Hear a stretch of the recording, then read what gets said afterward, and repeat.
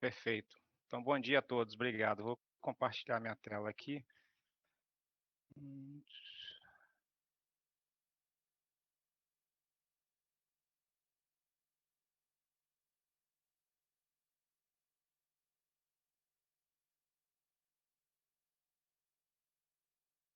Estão vendo a minha apresentação? O- Opa, Sim, sim, conta- estamos vendo sua apresentação, Abílio. Pode tocar per- que tá tudo certo. perfeito, então. Bom dia a todos. Primeiro agradecer aí pelo convite, por estar aqui dividindo o evento aí com grandes companheiros aí de longa data, e a presença de todos também. O objetivo é a gente falar um pouquinho aqui da Thales, de como a gente consegue ajudar nessa jornada aí que, como foi dito anteriormente, de conseguir estar em conformidade com a Lei Geral de Proteção de Dados, que não é algo trivial, é algo realmente complexo, mas, como eu costumo dizer, é uma lei, né? Então não é opcional como se tivéssemos que, por exemplo, estar em conformidade com alguma normativa. Então, também é uma oportunidade dos clientes tratarem a questão da conformidade não só como um pênalti, mas também como um diferencial de negócio, porque eu, como consumidor, por exemplo, vou preferir uma empresa que lida com os meus dados da forma adequada, que não está descumprindo nada em relação à lei. Tá? Então, o objetivo é falar um pouquinho de como a gente consegue ajudar aí ser um ciclo nesse processo de conformidade. Que tem os meus dados, se alguém depois quiser tirar alguma dúvida em particular, enfim, tá? A gente pode falar depois, tá?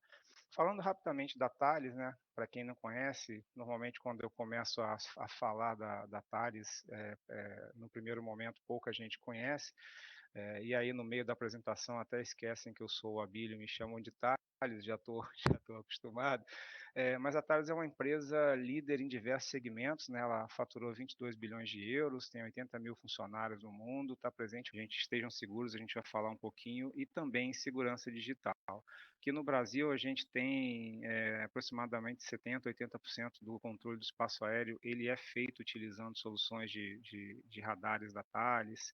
É, 3 em cada 4 aviões no mundo tem sistema de sonar da Thales, enfim. Então a gente tem uma presença global e de liderança em diversos segmentos. Tá?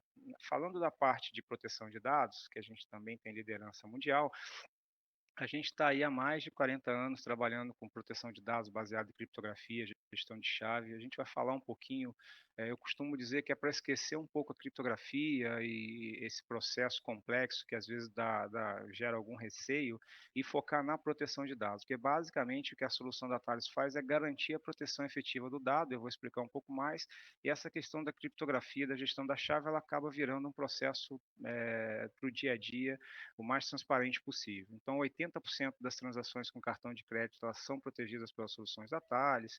Tá? A gente tem aí todas as soluções certificadas, enfim, aqui tem um histórico da nossa liderança, e aí a gente vai começar a falar um pouquinho do que interessa para a gente, que é o cenário de segurança. Né? Quando a gente olha o modelo tradicional de segurança de perímetro, não estou aqui dizendo que não é importante como tudo na vida tem sua importância. A gente tem diversas tecnologias de segurança, de alarme, etc., mas a gente não remove o muro da casa, enfim, aquela segurança tradicional, mas a gente precisa estar atento para evoluir. Então, se a gente olhar a proteção somente do perímetro hoje, ainda mais a gente olhando a transformação digital, cloud pública, ambiente híbrido, a gente sabe que não é suficiente para proteger os dados. Então, é importante a gente olhar que a segurança está evoluindo e com isso, que o nível de ataque está evoluindo, o nível de necessidade de proteção está evoluindo, a gente tem que se adaptar. Tá? Falando um pouquinho mais sobre isso, segurança de perímetro é insuficiente porque a gente não tem mais perímetro em diversos, daqui a um tempo praticamente tudo vai ser sem perímetro, né? A gente está caminhando para uma ida para a cloud pública, para um ambiente realmente onde você não sabe qual é o perímetro, então a gente tem que adaptar a solução de segurança, tá? Como eu falei, muda tudo, menos as boas práticas de segurança. Você só tem que adaptar as boas práticas. A gente vai falar de outras soluções aqui dos nossos parceiros aí da Proofpoint, da CyberArk, como todas as tecnologias estão se adaptando, estão evoluindo para que a gente garanta segurança no ambiente totalmente virtual, totalmente em cloud, tá? Então aqui a gente tem que analisar, né, é importante priorizar, tá? Que é simples, mas é para todo mundo entender, né? Aqui quão valioso é o seu dado, né? E o quanto você coloca de proteção. Então tem que avaliar uma escalada. Não adianta você também não saber o que priorizar, porque você vai fazer investimento muito alto para priorizar o que tem menos valor. Então, um dos grandes desafios é você saber onde estão os seus dados sensíveis e o que você priorizar para proteger, porque senão você acaba não gerando uma proteção efetiva. Aí nessa linha, como eu falei, né, você vai colocar, a gente vai falar aqui ó, do cofre, mais para frente o, a CyberArk vai falar do cofre das senhas, né, do Privileged Access Management, que é o cofre das senhas, e aqui a gente vai falar do cofre do dado, tá? Thales cria o conceito do cofre digital do dado. Você cria uma blindagem no próprio dado, onde o dado passa a ser acessado somente pelas pessoas devidas. Mas não vale a pena você colocar no cofre do dado de baixo valor. Então é importante priorizar para a gente saber fazer o investimento correto. Como tudo na segurança da informação, eu digo que a LGPD também não é diferente, né? Aqui a gente está falando das regulamentações cada vez mais crescentes, né? Tem a LGPD no Brasil, mas tem diversas outras regulamentações, e é importante, às vezes a gente vai ao cliente e o cliente fala, ó, eu ainda estou analisando os processos, ainda estou na parte jurídica, enfim. Agora eu acho que depois da entrada em vigor da lei na última sexta-feira, alguns estão mais preocupados com tecnologia, mas aquele velho tripé de processos, pessoas e tecnologia, ele se aplica também à conformidade com legislações de privacidade de dados e aqui especificamente a LGPD. Não adianta você ficar 100% focado no processo, porque certamente a consultoria de processo vai indicar alguma tecnologia, então é importante, e as pessoas também vão ter que estar antenadas para que esse ciclo se complete e você tenha maior efetividade nas implementações dos processos necessários, das tecnologias para a proteção do dado. Tá? Com as regulamentações cada vez mais crescentes, tem um estudo do Gartner que diz que deixa eu, acho que está oculto aqui, não está. Tem um estudo do Gartner que diz o seguinte, que hoje 10% dos dados eles estão protegidos por alguma regulamentação ou, eventualmente, alguma lei de privacidade de dados. Em 2023, isso vai passar para 65%. Então, se a gente for parar para olhar, o segmento de data protection é um dos que tende a ter um crescimento mais elevado junto aí com a adesão à cloud e outras tecnologias de transformação digital. Então, por que isso? A expansão do dado ela continua sendo de alta escala, então tem dado estruturado, não estruturado, ambiente híbrido. Um grande problema é a falta de visibilidade, né, da onde estão os dados, o que precisa proteger e como demonstrar conformidade. A gente vai falar um pouquinho mais à frente como que a gente consegue ajudar nessas dores. Então, é sempre importante identificar a dor do cliente, né? O cliente precisa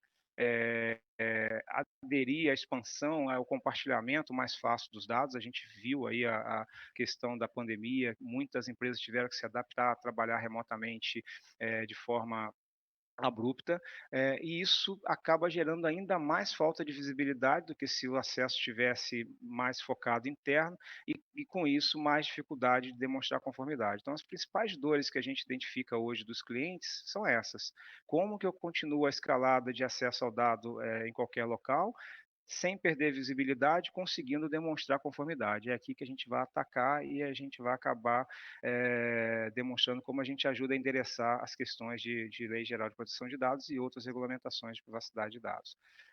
Aqui, só para a gente não achar que a teoria da conspiração de que proteger o dado não é opcional, são alguns casos públicos de vazamento de dados, e aqui eu cito, destaco o caso do caso Marriott, por quê?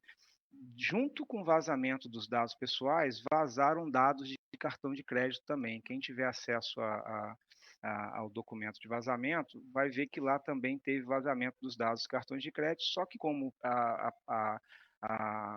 os dados de cartões de crédito já têm uma regulamentação forte, que é a PCI, que exige uma proteção bem forte, aqueles dados vazaram criptografados, então eles não tiveram nenhum impacto nesse vazamento. O que a gente vai mostrar agora é como a gente consegue também criptografar dados pessoais. Se a gente for parar para analisar, o principal segmento que colocava o dado no cofre do dado era o segmento financeiro, na Europa o segmento de saúde, porque tem a RIPA, né, que tem uma exigência forte, e em alguns outros segmentos onde já havia uma regulamentação forte de proteção de dados, você via os clientes preocupados em colocar o dado protegido por aquela regulamentação no cofre do dado. Agora, se a gente for parar para olhar, todo mundo que tem um CPF é passível de analisar se ele deve ou não colocar o dado dele no cofre do dado. Então, aumenta muito o nosso espectro aí de cliente que vai precisar proteger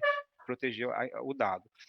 Falando um pouquinho de LGPD e aí trazendo uma foto da GDPR, né? Todo mundo, acho que a maioria tem, quase todo mundo tem ciência de que a LGPD ela teve uma base muito forte na GDPR. Essa aqui é a foto depois de um ano. Essa foto não é a foto atual, é exatamente no ciclo de um ano. Então, mais de 56 milhões de penalidades tinham sido aplicadas depois de um ano. Eles aqui você consegue ver que houve uma preocupação em apontar o DPO, que é o encarregado de proteção de dados. A nossa lei também prevê que a gente aponte o DPO, só fazendo uma brincadeira com o Tom, depois avisa o Paul aí que ele devia estar participando aqui e não me ligando, tá? Dá uma ligada para ele aí. Mais de 280 casos fora da Europa e mais de 64 mil notificações de vazamento, né? Então, o vazamento agora precisa ser notificado. Então, antes não, a gente descobria quando era postado por algum hacker ou a gente via num site aí que publica os vazamentos. Agora as empresas têm que reportar, porque se não reportar, aqui na Lei Geral de Proteção de Dados também exige que o dado seja reportado, tá? A GDPR fala 19 vezes no capítulo 54.19 de pseudonimização e criptografia de dados. A gente vai falar um pouquinho de pseudonimização e anonimização e como a nossa solução ajuda a proteger os dados nesse sentido, tá? Aqui, a gente começa a falar um pouquinho da lei, e eu trago o conceito da própria lei para não parecer que é um conceito do Abílio, mas o que é anonimização perante a lei? Às vezes a gente ouve muita gente falar de anonimização, enfim, mas a anonimização perante a lei é a utilização de meio técnico razoável, de forma que você consegue evitar que aquele dado direto ou indiretamente identifique o indivíduo. Tá? E o artigo 12, ele diz que o dado anonimizado não é considerado um dado pessoal, salvo se com meio técnico razoável, né, simples, você consiga reverter.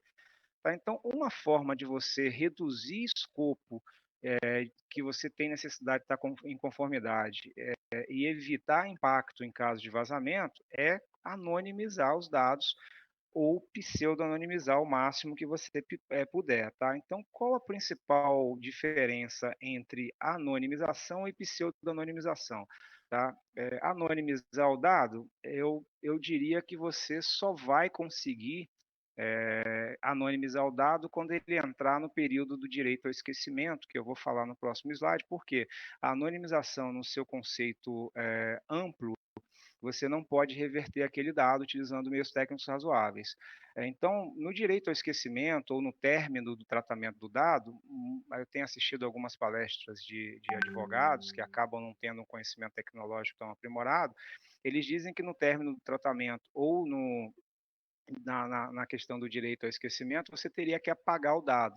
Então, você imagina você numa base de dados tendo que apagar todo um registro do dado porque o CPF e o nome não poderiam ser identificados, porque normalmente as aplicações usam chave primária um CPF, e se você apagar só o CPF, não é possível. Então, se você conseguisse criar um token, substituir aquele CPF por um CPF preservando o formato, mas atrelado a uma chave de criptografia que você não fez a manutenção dela, ou seja, você não tem para reverter, você conseguiria manter esse dado na sua base sem identificar o cliente, ao invés de apagar. Isso te daria dados estatísticos, por exemplo.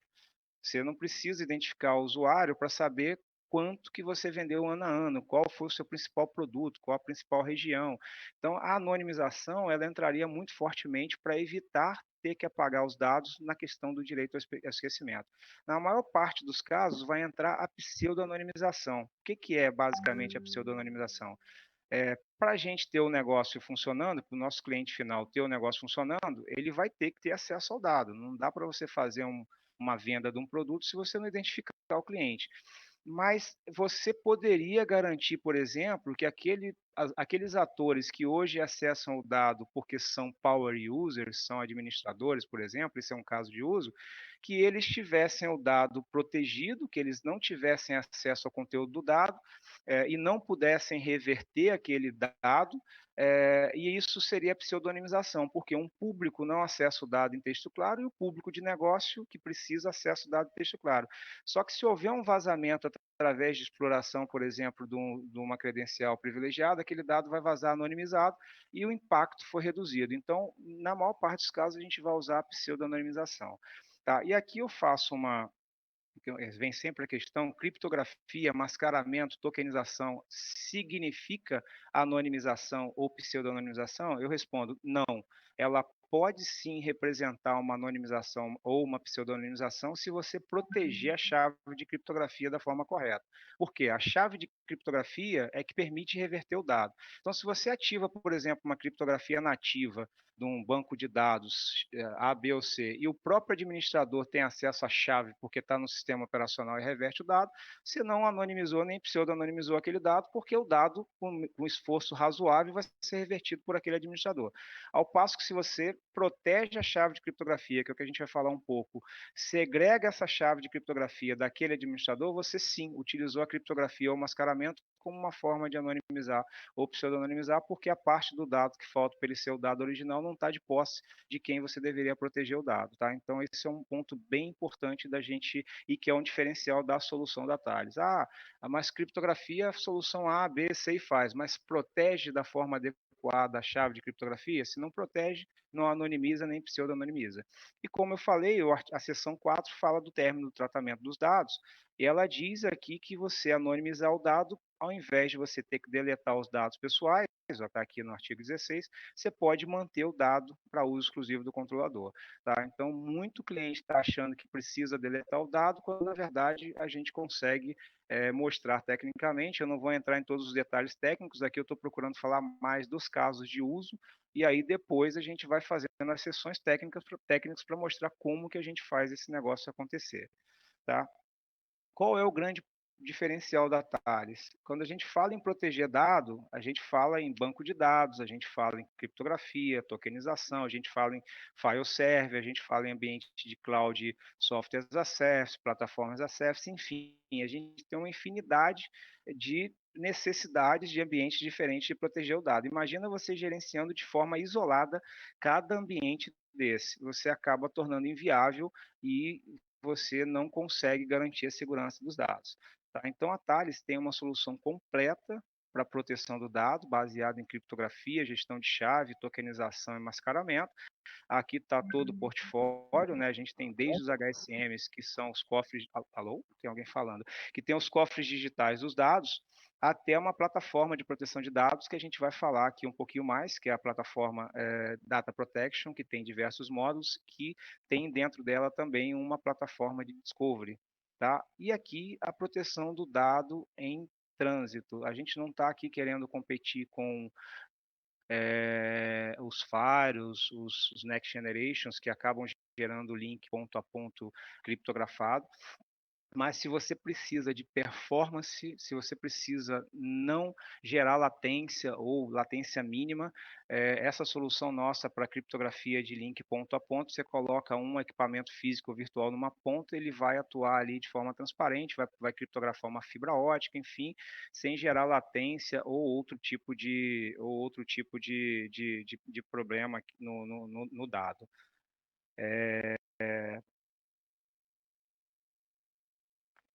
Então aqui, ó, os principais casos de uso da plataforma de segurança de dados são: a Thales tem uma solução que te permite buscar, na verdade, localizar e classificar dados. Então a gente tem uma ferramenta de data, na mesma plataforma a gente tem uma ferramenta de Data Discovery Classification. Aqui o principal objetivo nosso não é competir com ferramentas de Data Discovery de mercado, mas sim mostrar como você pode integrar o Discovery com a proteção do dado. Eu vou falar um pouquinho no próximo slide.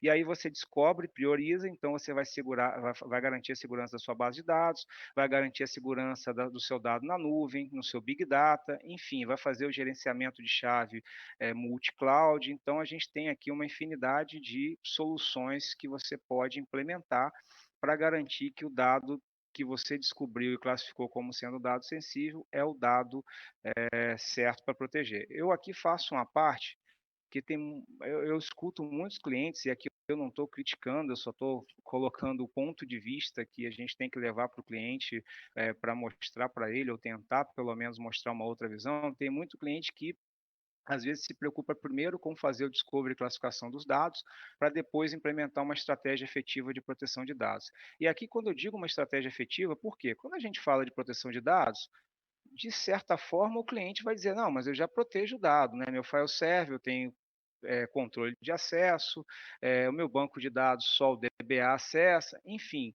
Você implementa uma proteção de dados baseada em segurança para o cliente final, para o dia a dia.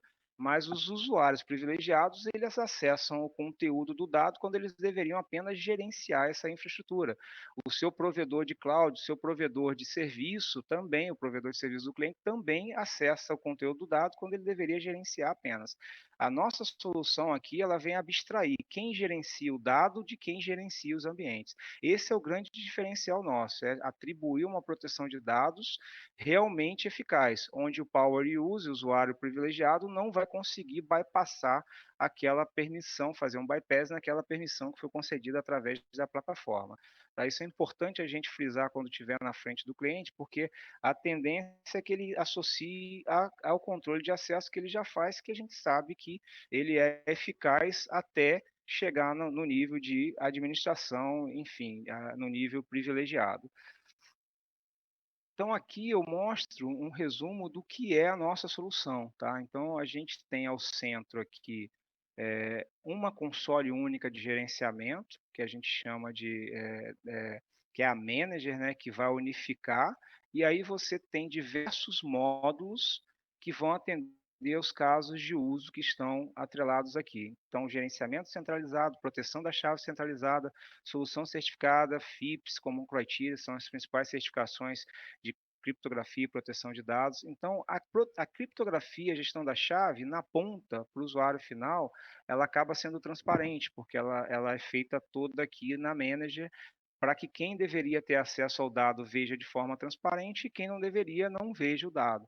E aqui o administrador dos sistemas não tem acesso a essa manager. Então aqui é o objeto, aqui é o ponto onde a gente segrega a administração do dado da administração dos sistemas, tá? Então com uma boa política de governança, você garante segurança do dado. Então a gente tem um caso de uso 1, que a gente vai proteger o famoso file server. A gente tem lá um monte de arquivo, a gente fala de proteção de dados para a Lei Geral de Proteção de Dados, mas informações estratégicas de negócio, hoje o provedor de serviço do cliente tem acesso à informação estratégica de negócio. Com a nossa solução, você vai criar uma camada extra que só vai ter acesso ao dado em texto claro quem for permitido aqui. Então, quem tem que ter acesso vai ver o dado de forma transparente, quem não tem vai ver um dado criptografado, depois a gente entra em detalhe, mas efetivamente a gente abstrai, a gente consegue criar uma camada a mais de proteção do servidor de arquivo, de proteção para Big Data, dos diversos sabores, Hadoop, NoSQL, SAP HANA. A gente consegue implementar um módulo de tokenização e mascaramento, onde você vai selecionar coluna, tabela, enfim, o que você quer de fato tokenizar e mascarar, tem que priorizar. Se priorizar da forma correta, a gente gera pouco overhead nos sistemas. Você tem uma solução 4 aqui, um caso de uso 4, que você precisa replicar bases para ambiente de teste, desenvolvimento, para compartilhar com terceiro, e você já pode replicar esses dados com aquelas colunas criptografadas, sempre preservando o formato do dado. Você tem uma solução aqui que é para gerenciamento de chave. Então, se você já usou uma solução de criptografia nativa, a gente também integra com essa solução. Você não precisa, o cliente não precisa não preservar, ele consegue preservar o investimento, mas aumenta a proteção, porque a gente faz um controle, um backup do ciclo de vida da chave. Uma coisa importante aqui da gente destacar é, quando a gente fala de criptografia, a gente tem dois componentes principais, a chave de criptografia e o algoritmo de criptografia. Fazendo a analogia para o nosso dia a dia, um cofre físico, ele só é seguro se a senha dele for segura também. Se a senha estiver anotada na porta, qualquer um acessa o dado. Se você perder a senha também é um problema, porque você vai ter muita dificuldade para acessar o dado. Na criptografia é bem similar. Se você perde a chave de criptografia, você não tem acesso ao dado, e se você deixa ela disponível para quem não deveria vai ter acesso ao dado. Então, toda a nossa solução baseia-se numa proteção segura da chave. Falando do ambiente de cloud, a gente tem aí a jornada para cloud, onde você tem os diversos provedores de cloud, Google, Microsoft, AWS, Salesforce, e software as a service, você vai utilizar tudo de proteção que tem do provedor de cloud, você vai colocar a solução de CASB também na frente para fazer as proteções, mas tem um ponto importante aqui que é a gestão da chave. Se você utiliza a chave que foi provida pelo próprio provedor de cloud, você não vai conseguir garantir que a custódia do dado é somente sua. Então, eu sempre faço a pergunta, né? Se você está usando o Office 365 e hoje você resolve cancelar todos os acessos, você não tem uma opção que te dê garantias de que você cancelou os acessos, porque a chave de criptografia está lá no provedor de cloud, num cofre da própria cloud. Então, aqui a gente tem o conceito do Bring Your Own Key, mas a gente faz mais do que Bring Your Own Key, gerencie sua própria chave, onde você vai gerenciar a chave de criptografia do Software as a Service nessa manager, e a qualquer momento que você revogar essa chave que é sua e não mais do provedor de cloud, você vai revogar acesso aos seus dados. Então, é uma mudança sutil, mas que te dá muito mais controle do acesso ao dado. E por último, a gente tem o caso de uso 7 que eu mostrei, que é você integrar uma ferramenta de discovery e proteção de dados. Então, você vai descobrir e classificar os seus dados. Então, tem muito cliente que pensa em descobrir primeiro para depois proteger. Eu sempre falo, ó, descobrir é importante, é um processo contínuo, porque provavelmente você não sabe onde existem dados confidenciais, em todos os lugares onde existe dado confidencial, mas fatalmente tem local que você sabe já onde tem dado confidencial, dado que deve ser protegido pela LGPD. Um banco de dados do RH, um diretório do RH, o banco de dados de cliente, enfim. Então, começa protegendo aquilo que você, aumentando a proteção daquilo que você conhece, e em paralelo você vai descobrindo e garantindo uma eficiência maior na questão da proteção dos dados. Como eu falei, a gente mais integra do que a gente não conflita com praticamente ninguém, porque a gente costuma dizer que a gente atua na camada do dado, não no meio de acesso ao dado. Então, a gente cria uma inteligência, que é o cofre do dado, onde o dado passa agora a dizer quem pode ou não acessá-lo. Então, você imaginando que você está no ambiente de cloud, onde você não tem fronteira, você garantir que a custódia do dado é sua, porque quando você está pensando em ir para um provedor de serviço, para um provedor de cloud, quando eu digo você, os clientes, né, eles estão pensando em delegar para esse provedor a disponibilidade, a escalabilidade, a gestão da infraestrutura que permite aquele ambiente funcionar, mas ele não queria delegar também o acesso ao dado, que é informação sensível. Hoje o dado tem cada vez mais valor, então a nossa solução aumenta esse nível de proteção. só vai acessar o dado quem tiver acesso à chave de criptografia, que é sua, que é do cliente, e que vai ser gerida pela nossa plataforma. Então, a gente adiciona uma camada de proteção aos nossos parceiros de negócio. Aqui tem a CyberArk, que vai falar mais à frente. Então, a gente tem vários parceiros de negócio que a gente complementa a estratégia de segurança através da proteção do dado. Aqui eu vou falar rapidamente de um caso de uso, né, para a gente sair da teoria. É um caso de uso de uma grande instituição de meio de pagamento no Brasil. A gente tem diversos casos de uso, onde o desafio era proteger dados sensíveis e confidenciais contra ameaça interna e externa. Paralelo, tinha iniciativas de ida para software as a service, infraestrutura as a service, então iniciativa de transformação digital. Um ambiente híbrido, né, com alta, você tinha dado on-premise na nuvem, então, e com alta necessidade de escalabilidade. Era necessário centralizar as políticas, não dá para ter diversas soluções ao mesmo tempo, permitir visibilidade, log, controle, enfim. Então, esses eram os principais desafios, as principais dores dos nossos clientes, né? Primeiro, proteger dados sensíveis de forma eficaz, já preparando para a transformação digital e ambiente híbrido, tá? As prioridades era proteger o dado em repouso, controle de acesso baseado em política, controlar o ciclo de vida da chave em ambiente multi-cloud, aqui a gente está falando de Salesforce e Azure, e está em conformidade com a Lei Geral de Proteção de Dados. Quais as soluções da Thales que a gente colocou para esse cliente? A solução de tokenização, que atua na camada de banco de dados, criptografando coluna e tabela, o nosso HSM para meio de pagamento, que é para proteger as transações com cartão de crédito, e o gerenciamento centralizado para fazer a segregação, de quem administra o dado, como eu falei, de quem hoje administra a infraestrutura. Então, basicamente, a gente colocou uma manager e duas soluções. A nossa solução é totalmente granular, você pode ir crescendo conforme necessidade. Nesse caso aqui, se vocês olharem, a gente tem diversos módulos aqui, voltando um pouquinho, a gente tem diversos módulos e a gente usou basicamente a gestão centralizada nesse caso para iniciar o projeto e dois módulos que vão atender os casos de uso que a gente colocou aqui. Como resultado, teve uma proteção efetiva, né? Os usuários privilegiados passaram a não ter mais acesso ao conteúdo do dado e não ter permissão de mudar isso. O gerenciamento passou a ser centralizado. Ao invés de implementar múltiplas soluções, a gente fez através da Manager um gerenciamento centralizado, consequentemente, conformidade com PCI e aderência à Lei Geral de Proteção de Dados, que era uma necessidade para demonstrar conformidade, e a gente não tem, quando eu digo não tem, na enorme maioria dos casos de uso, a gente consegue preservar bem próximo o consumo de performance, o desempenho dos sistemas. É lógico, a gente implementa uma camada de proteção extra, de criptografia, mascaramento, sempre tem alguma alteração, mas a gente costuma dizer que é muito pequena em relação ao ganho de proteção de dados, a segurança que a gente traz para os nossos clientes. Tá?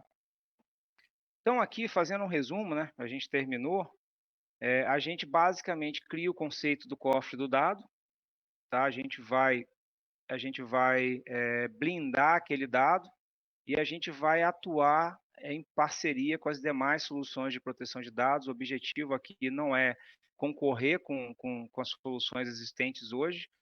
A gente atua na camada de Data Protection, vai criar uma camada de proteção no dado, onde o dado agora tem uma inteligência e ele consegue garantir que quem não deveria ter acesso ao dado não tem acesso ao conteúdo do dado sem perder privilégio administrativo, privilégio real de administração de sistemas, que hoje você acaba tendo acesso ao dado. Em linhas gerais era isso. Minha apresentação acaba aqui, agradeço, estou voltando a palavra e vou acompanhando aqui, estou à disposição para tirar dúvida no momento oportuno. A ideia hoje é a gente falar sobre... Eu vou falar um pouco mais, não vou abordar a lei propriamente dita, eu acho que isso todo mundo já está mais familiarizado, todo mundo tem noção do que a lei o proposta da lei, quais são as penalidades. Eu acho que o grande desafio e a grande dificuldade de todas as empresas e todos os canais é justamente direcionar qual solução. E aí nós estamos falando de vários fabricantes que nós temos no mercado oferecendo N tipos de soluções e como que a gente vai atuar em cima desse desafio que nós temos aí pela frente. Vou falar um pouco aqui rapidinho só sobre o Proofpoint. Para quem não conhece, o Proofpoint é uma empresa então americana, nasceu em 2002, embora que esse slide aqui mostre somente 2008. Mas aqui mostra a linha de aquisição da empresa, como qualquer modelo americano, a Proofpoint, então, ao longo do tempo, acabou adquirindo outras empresas com o objetivo de absorver tecnologia e, sim, inserir nas tecnologias já existentes. A Proofpoint é focada na parte de proteção por e-mail, na parte de detecção de ataques direcionados. Então, esse é o core business da Proofpoint. Então, ao longo do tempo, aí, a gente pode ver alguns nomes de destaques aí, como a SendMail, todo mundo deve conhecer, quem trabalha com OpSource sabe que SendMail é uma solução de software livre, ela continua ainda com viés de software livre, mas ela foi adquirida pela Proofpoint em 2013, e com isso a gente tem ainda o viés OpSource e o viés também corporativo em cima disso. Parte de DS, na parte de sandbox, na parte de proteção para parte de web, na parte de CloudMark foi uma grande aquisição também em 2017, é uma solução voltada para anti-spam, mas é direcionada para empresas telco, grandes provedores de e-mail. Então, aí a gente tem aí grandes provedores hoje utilizando a nossa solução. Enfim, uma série de outras soluções aí, a gente continua cada vez mais observando o mercado, vendo quem tem algum destaque de alguma tecnologia para assim a gente acabar inserindo dentro das soluções já existentes da Proofpoint. Aí também mais um overview aí do lado esquerdo, basicamente a gente trabalha muito com um conceito colaborativo, e isso é extremamente importante hoje para o consumidor final, para o cliente final. Quanto mais ágil na detecção de alguma fraude, obviamente, maior sucesso ele vai ter. Então, a gente tem esse conceito colaborativo, onde a gente acaba recebendo muitos feeds de N origens. E a gente acaba também contribuindo determinadas ameaças que a gente detecta dentro da nossa Threat Intelligence com esses fabricantes. Não somente fabricantes, mas também provedores de e-mails ou até mesmo empresas. Então, hoje a gente tem parcerias estratégicas aí com mais de 70 diferentes tipos de empresas atuando no mercado, mas a gente tem aquela sinergia, aquela integração de parceiros mais estratégicos que a gente chama nossos grandes integradores, onde a gente realmente tem uma integração de produto, de solução, que basicamente aqui nós estamos falando de Palo Alto, Splunk, CyberArk, Okta e a mais recente, a CrowdStrike. Tá?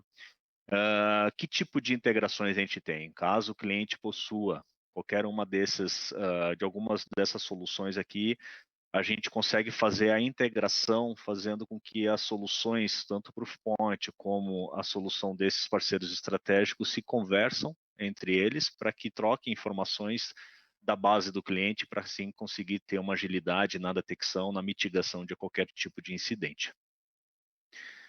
Posicionamento Gartner, acho que isso aí também é algo que todo mundo já está mais familiarizado. Nós temos vários posicionamentos Gartner, tanto na parte de proteção para e-mail, na parte de Information Protection, Security Awareness, CASB. Então a gente está aí muito bem posicionado, com mais de alguns anos aí consecutivos como líderes no quadrante mágico. E aí vamos para o assunto do nosso webinar hoje. Então, eu gostaria mais ou menos expor um pouco a grande dificuldade que a maioria das empresas hoje estão passando. Então, a gente tem, por um lado, regulamentações cada vez mais fortalecidas e exigindo com que as empresas se adequem o mais rápido possível, porque senão vai ter algumas penalizações. A mais recente aí é a Lei Geral de Proteção de Dados, onde já foi exposto pelo Abílio justamente as penalizações caso ocorra algum vazamento, a exposição da empresa caso ocorra algum vazamento, que ela vai ter que reportar isso. Então virou uma preocupação. Já pensando do lado da infraestrutura, nós temos um movimento muito forte para a cloud. E esse movimento para a cloud traz uma série de novas preocupações para a empresa. Toda a parte de diferentes tipos de dados, diferentes estruturas ou soluções que eles estão utilizando. E, por fim, também a vulnerabilidade que traz essa solução, essa migração para cloud. Então a gente tem aí justamente um conceito que antes o fraudador estava muito focado para ataque de perímetro, exploração de vulnerabilidade, buffer overflow, entre outros. Isso continua? Claro que continua, mas uma vez que existe essa migração para cloud, esse processo migratório trouxe brechas, onde para o lado do fraudador ficou muito mais fácil para ele explorar ou acabar efetuando uma fraude. Basicamente é que ele vai utilizar algo conhecido a longa data, lá atrás, como engenharia social. Engenharia social hoje é realmente o principal técnica utilizada na fraude em geral.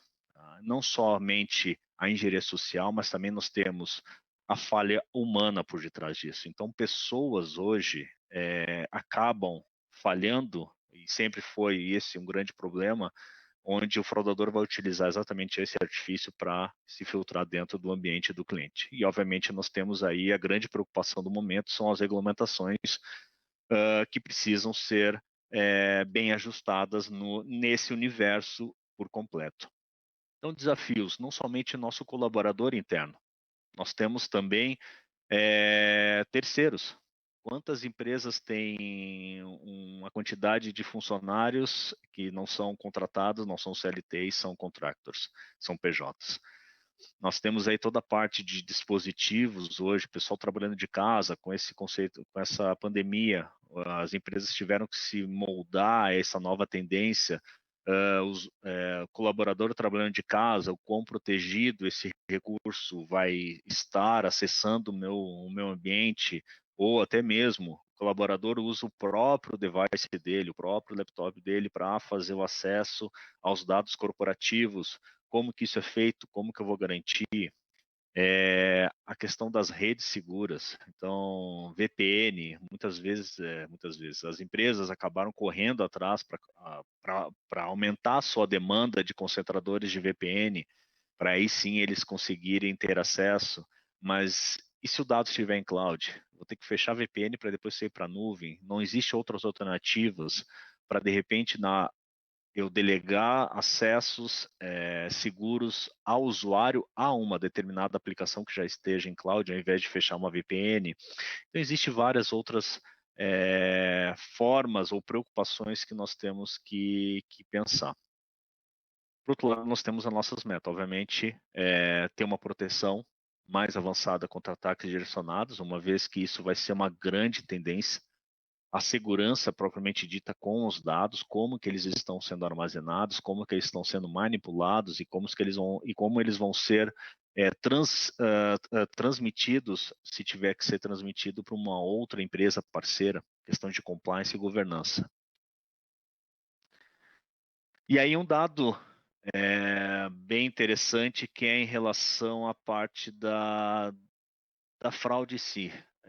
A gente tem do lado esquerdo aqui uma estatística que veio da Gartner informando quanto as empresas acabam alocando seus investimentos versus tecnologia. Então, a gente tem um investimento muito forte na parte de network, na parte de endpoint, de web, e e-mail tem uma fatia extremamente pequena. Por outro lado, a maioria das fraudes, elas se iniciam hoje via e-mail. Então, nós temos aí um dado bem interessante que mais de 94% das fraudes hoje se iniciam por e-mail para que o fraudador consiga se infiltrar dentro da rede corporativa e aí sim, depois de ele infiltrado, ele consegue fazer a fraude mais trabalhada, propriamente dita. Então, esse é um dado extremamente curioso que a gente expõe na maioria dos casos para os nossos clientes e os nossos clientes chegam, é verdade, a gente realmente acaba gastando, tendo investimento realmente baixo para proteção para e-mail, porque a gente acredita que tendo uma proteção somente para endpoint vai nos resguardar, ou somente uma proteção para network. Mas nós estamos falando agora de uma solução em geral, uma infraestrutura migratória de cloud. Onde o fraudador ele precisa de alguma forma se infiltrar nesse universo. Então, eu vou mostrar mais adiante como que ele faz isso. Então, vetores de ataques aí que a gente tem em geral nesse universo em cloud, basicamente por força bruta, por phishings e algumas vezes por apps de terceiro. Tá? Então esses são os três, vamos dizer assim, os três técnicas, na maioria das vezes utilizada, justamente para se filtrar dentro do ambiente. Aí pode chegar para o Pablo e perguntar, mas Pablo, eu tenho aqui um segundo fator de autenticação dentro do meu ambiente. Teoricamente eu estou protegido. Sim, é verdade, está protegido, em partes. A gente continua utilizando, mesmo migrando para a cloud, a gente continua utilizando tecnologias de comunicação antiga, defasada, que acaba não se comunicando, não utilizando o segundo fator de autenticação. Eu vou dar só um exemplo, o ActiveSync. Então, muitas vezes a gente acaba utilizando o ActiveSync. ActiveSync é um protocolo mais antigo e o fraudador ele pode utilizar ali de scanning de senha nesse protocolo, onde ele não vai utilizar o segundo fator. Eu consigo fazer um roubo de credencial nesses usuários que estão fazendo autenticação nesse protocolo. Existem outras formas também.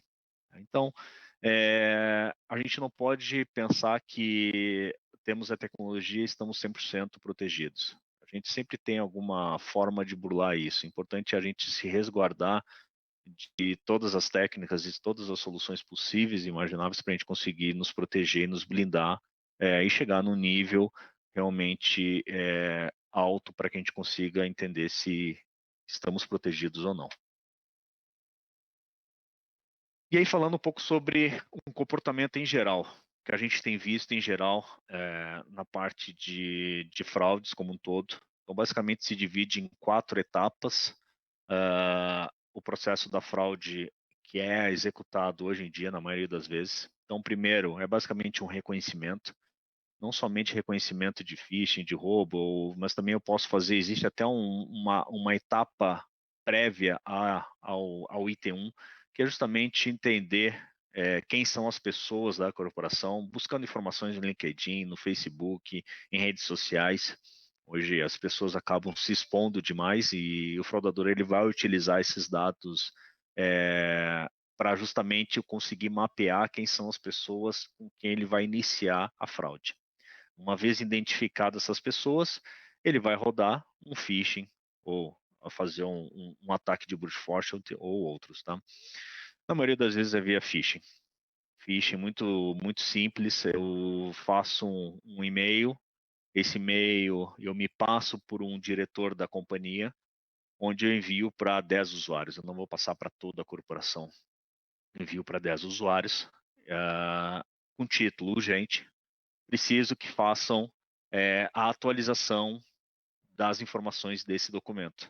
E mais abaixo tem um link, onde teoricamente seria apontando para um OneDrive ou para o SharePoint, onde vai abrir a planilha Excel. O usuário recebendo aquele e-mail, o que ele vai fazer? Imediatamente ele vai clicar naquele link. Clicando naquele link, vai abrir uma página da Microsoft para ele efetuar o logon. Aí ele efetua o logon e vai dar um erro. A partir daí, o fraudador já tem o acesso às credenciais daqueles usuários. E a partir daí ele acaba se infiltrando, muitas vezes se logando direto na conta do usuário. E aí entra no estágio 3. Ele fica apenas monitorando. Fica questões de semanas, mês, ano, monitorando, entendendo quem são os interlocutores, de repente, de alguma negociação, monitorando agenda, monitorando os dados que aquela pessoa, que aquela conta possui dentro do Office 365, G Suite, por exemplo, até ele ter acesso a um dado sigiloso. Tendo acesso ao dado sigiloso, é que ele vai para a etapa 4, onde ele efetua a fraude. Seja ela roubando esse dado sigiloso, expondo esse dado sigiloso externamente, ou efetuando uma fraude de transferência bancária, criando, de repente, um boleto, entre outros. Então, esse é mais ou menos o comportamento que acontece hoje em dia para todo cliente que está numa estrutura em cloud. E aí eu vou dar alguns exemplos reais. Não vou falar o nome das empresas aqui claramente, claro, mas vou dar um exemplo real que os clientes vieram até nós expondo esses exemplos. A gente fez uma investigação, a gente chegou nesse veredito e depois a gente aplicou os controles necessários. Mas, basicamente, um cliente da empresa financeira aqui no Brasil. Então, o cliente ele tinha um processo de autenticação fraco, foi utilizada uma técnica de brute force simples. Através dessa técnica, o fraudador ele conseguiu se infiltrar dentro do tenant do cliente, conseguiu acesso às contas de específico CEO, de um CEO específico, na verdade do CEO, tendo acesso à conta do CEO, então ele fez todo o monitoramento, entendimento do que estava acontecendo, processo de aquisições, documentos, etc., para depois ele, não sei se vocês já se depararam com isso, ele, através dessa conta interna, ele enviou um e-mail para o CFO, dizendo: olá, estou preso em uma reunião, preciso que você faça o pagamento ou a transferência daquele valor X, que o CFO estava a par desse assunto, em relação à aquisição de uma determinada empresa, de uma nova empresa. Preciso que você faça agora para a gente finalizar isso. E, obviamente, as informações bancárias eram para uma conta laranja. E o CFO, recebendo o e-mail que vinha do CEO, ele literalmente fez a transferência. E aí a fraude foi concluída com sucesso. Então, esse é um exemplo. Eu já vi esse tipo de fraude acontecendo não somente para clientes grandes, realmente de grande representação aqui no Brasil, mas eu também vi esse tipo de fraudes acontecendo em clientes extremamente pequenos. Estou falando de um cliente de 60 endpoints. Esse cliente específico fica no sul do Brasil. Ele faz peças de carroceria de motor, perdão, de carroceria de caminhão, etc. E esse cliente também acabou passando por esse tipo de fraude. Aqui expondo também um outro caso, aí já uma empresa de manufatura. Essa empresa aqui não foi aqui no Brasil, foi no Chile. Então, aqui no caso aqui também foi a primeira etapa, a gente não conseguiu identificar como o fraudador se infiltrou dentro do tenant do cliente. Nesse caso aqui, o fraudador ele conseguiu acesso a um recurso de sala de reunião do cliente. E através dessa conta, ele começou a mandar uma série de ataques internos e externos com informações de boleto, com informações de, perdão, lá não tem boleto, mas informações de pagamento, enfim, outras coisas. E aí, obviamente, várias contas aí foram invadidas e tiveram sucesso. E aí nós temos um outro exemplo aí que é justamente uma companhia aérea. Nessa companhia aérea o alvo foi executivos. Então aí eu estou falando diretoria, onde teve acesso a contas de executivos, a mais de uma conta, também a mesma coisa, ficou observando, entendendo o que estava acontecendo. O mais interessante nesse caso aqui é que o fraudador, pelo jeito, ele estava com pressa. Que ele não, em questão de 6 dias, ele teve um registro de mais de 166 logins com sucesso nessa conta de diferentes origens. A gente também consegue mapear isso. E a gente conseguiu entender o que ele estava monitorando, o que ele estava buscando, e aí, depois disso, esse cara ele simplesmente fez um download de mais de 40 mil tipos de arquivos de dados confidenciais, e obviamente depois ele utilizou isso aí para fazer chantagem com a empresa, tá? Ou utilizou isso aí para vender para o concorrente, ou até foi um ataque direcionado vamos dizer assim, de roubo de informação realmente. Tá? Então, esses são alguns exemplos que a gente tem, são exemplos reais que eu apenas expus aqui para todo mundo. Eu acho que vale a pena vocês entenderem o quão suscetível, quão vulnerável existe esse processo migratório para a cloud. Pensando em lei geral de proteção de dados, o quanto a gente precisa se preocupar como a gente está utilizando e manuseando o nosso dado em cloud, o quão seguro esse universo está.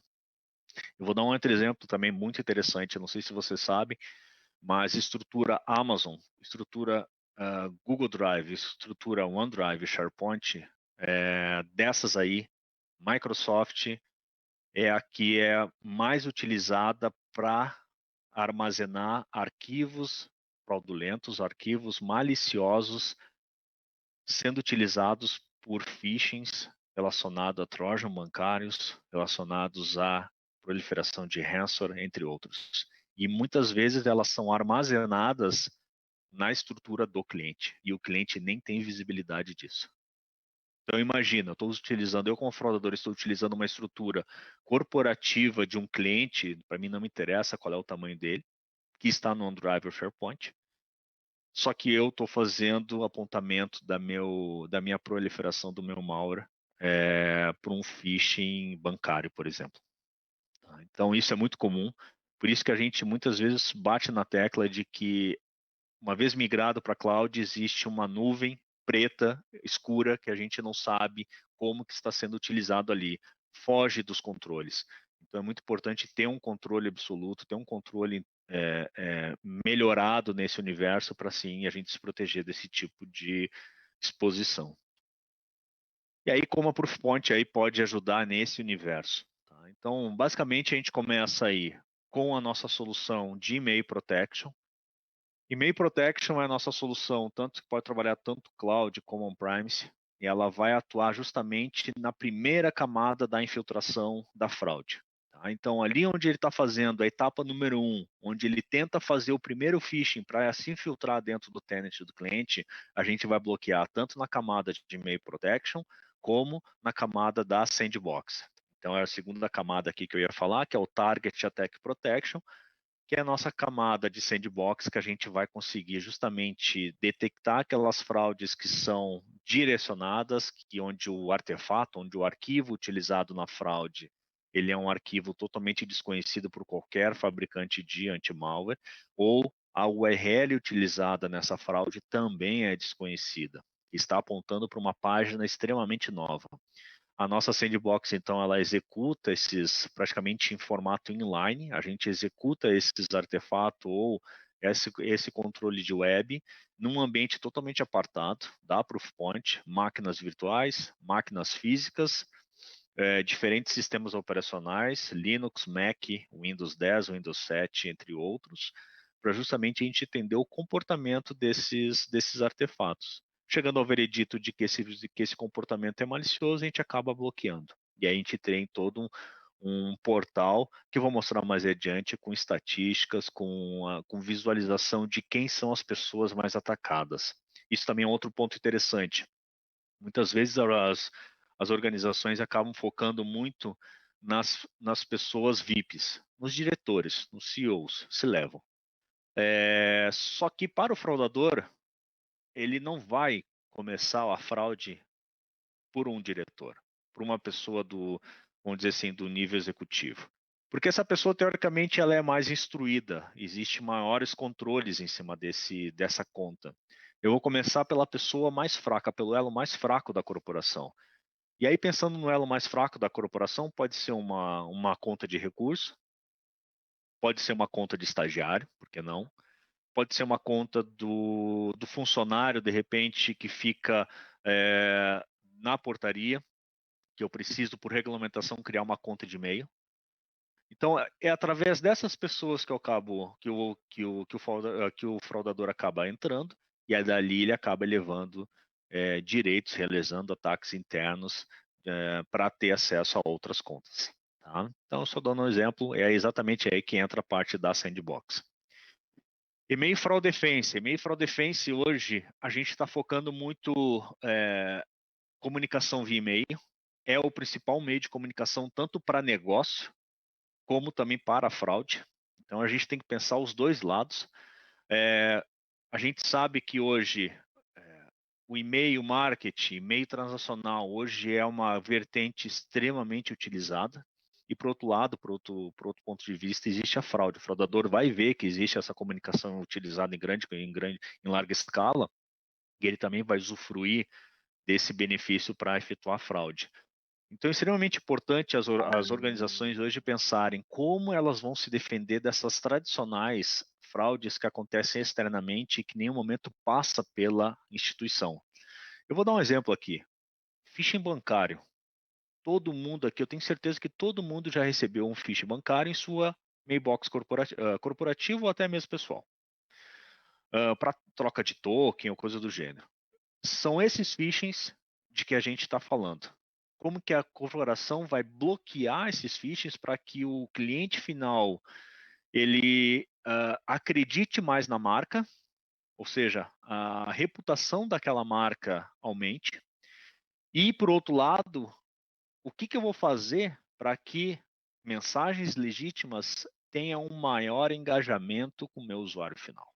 Então, são as duas vertentes com o objetivo de reputação e é essa solução que ela acaba atuando. Ela acaba atuando justamente, né, trazendo visibilidade, bloqueando esse tipo de ataques que estão acontecendo externamente, que não passam pelo ambiente do cliente, porém, por outro lado, o negócio, as mensagens legítimas, eu quero que elas literalmente cheguem no inbox do cliente final para que ele consiga clicar naquele link e ele consiga comprar a minha mercadoria no meu e-commerce. Tá? Então, o e-mail fraud defense ele vai atuar nesses dois cenários. E aí, pensando aí na Lei Geral de Proteção de Dados, a Proofpoint ela pode ajudar justamente na parte de security awareness, conscientização como um todo. A gente sabe que a gente precisa ter treinamentos contínuos para os nossos colaboradores, para que eles entendam, primeiro, o que é a Lei Geral de Proteção de Dados, qual é o intuito dela, o que é um dado confidencial. Então, a parte de definição é extremamente importante, a gente fazer treinamentos contínuos com eles e como eles devem manipular esses dados e quais recursos eu, corporativamente, estou provendo para o meu colaborador para que ele consiga proteger aquela informação. Esses treinamentos são treinamentos que não é uma vez que tu vai fazer dentro da empresa, são treinamentos que tu vai fazer constantemente, com uma certa frequência, e não somente na parte de Lei Geral de Proteção de Dados. Treinamentos do que é uma senha segura, como identificar um phishing, como identificar uma URL fraudulenta, como identificar, como se portar acessando de repente uma Wi-Fi pública. Esse tipo de treinamento que é extremamente importante a gente começar a capacitar o nosso usuário interno com game, com vídeos, com treinamentos interativos, para que a gente consiga realmente ter a nossa última linha de defesa. A gente brinca isso, mas os nossos colaboradores são a nossa última linha de defesa. Se esse colaborador não está capacitado, ele vai cair naquele phishing, que é a porta de entrada da fraude. Data Loss Prevention para e-mail. Então, a gente tem uma solução embutida dentro da nossa solução de e-mail protection, onde é fácil fazer a implementação, não precisa ter um outro MTA, um outro servidor dentro do ambiente, ou outro RUP que vai fazer o fluxo de mensagem. Consegue fazer integrações com sistemas de Service Desk e tem também a própria sistema interno dele para fazer a gestão de incidentes. E criptografia para e-mail. Tá? Nós temos também embutida também na própria plataforma, também funcionalidade de criptografia de e-mail, onde eu consigo não somente fazer criptografia da conexão do e-mail para determinados parceiros, mas assim do conteúdo do e-mail. Então a gente consegue fazer toda essa parte de gestão e de criptografia de e-mail, atendendo a Lei Geral de Proteção de Dados. Maravilha? Eu vou abrir aqui rapidinho uma console. Só fechar aqui. E a gente abre aqui para navegar um pouco rapidinho em algumas telas. Ô, Pablo, Sim, em pode falar. paralelo, a gente teve umas perguntas aqui do Vladimir. Você consegue ler aí no menu à esquerda? Sim, deixa eu só terminar aqui, depois a gente pode responder Claro, no final, pode ser? Então claro. tá, maravilha. Vamos lá então. Essa aqui seria a console da nossa Sandbox. Então, o que é interessante aqui é que a nossa console da Sandbox ela consegue fazer integração via API com o Universo Cloud, Office 365, G Suite, para a gente conseguir monitorar justamente aquelas contas que já estão comprometidas. Então eu consigo ver comportamentos onde, por exemplo, um usuário está se logando hoje aqui no Brasil e daqui a 2 horas está se logando na China. A gente consegue detectar isso e consegue alertar não somente logons, mas também conseguimos fazer uma busca dentro dos diretórios de Google Drive, OneDrive ou SharePoint.